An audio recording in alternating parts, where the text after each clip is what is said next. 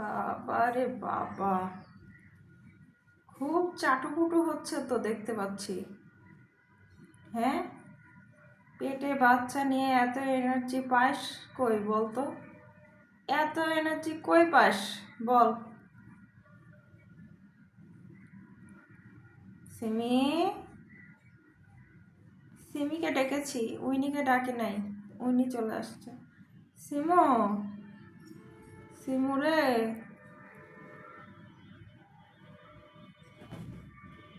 তোর তো লজ্জার জায়গা সবকিছু দেখা যাচ্ছে রে।